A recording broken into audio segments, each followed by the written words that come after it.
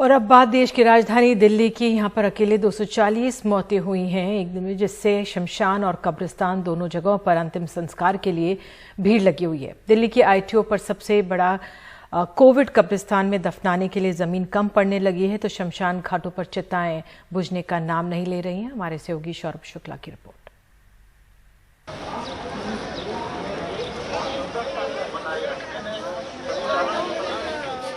ये दिल्ली के निगमबोध घाट की तस्वीरें हैं। 4 चिताएं जल रही हैं, 5वीं इंतजार में है। कोरोना से मारे गए लोगों के शव लिए कई शव वाहिकाएं कतार में हैं। 27 साल के गौतम के दादा की कल रात कोरोना से मौत हो गई। वो सुबह 8:30 बजे से उनके अंतिम संस्कार के लिए यहाँ पहुंचे हैं, लेकिन 5 घंटों के बाद भी अंतिम संस्कार नहीं हो सका है। हम यहाँ सुबह 8 साढ़े 8 बजे से हैं और अभी 1 बजने को है, कोई सुनवाई नहीं है। और एक एम्बुलेंस में 3 पेशेंट आए हुए हैं और एम्बुलेंस भी प्राइवेट है। 2 घंटे में तो रिसिप्ट मिली है लकड़ी के लिए और अभी लकड़ियाँ लेके जा रहे हैं।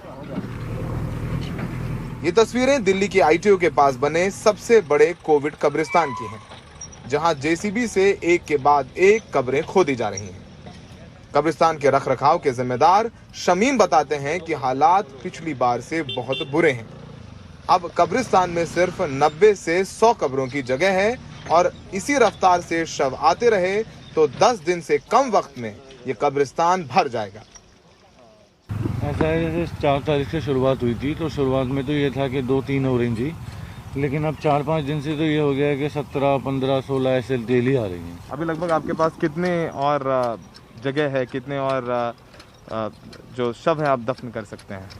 है तकरीबन अभी तो 100 तकरीबन कर देंगे, जितनी जगह है हमारे पास। अगर आप कह रहे लगभग 100 की जगह बची है, तो अगले 10 दिन में ये पूरा भर जाएगा कब्रिस्तान। जो कोविड ब्लॉक है वो तकरीबन भर ही जाएगा। पिछले 4 दिन में दिल्ली में कोरोना से 240 लोगों की मौत हुई है। 13 अप्रैल यानी कल 81 लोगों की मौत हुई, 11 अप्रैल को 48, 10 अप्रैल को 39, यानी 3 दिन में मरने वालों के आंकड़े 2 गुने हो चुके हैं।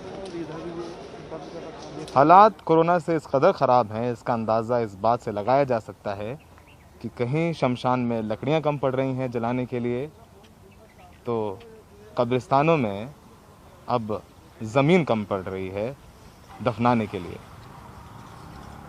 सहयोगी संजय कौशिक के साथ नई दिल्ली में सौरभ शुक्ला, NDTV इंडिया।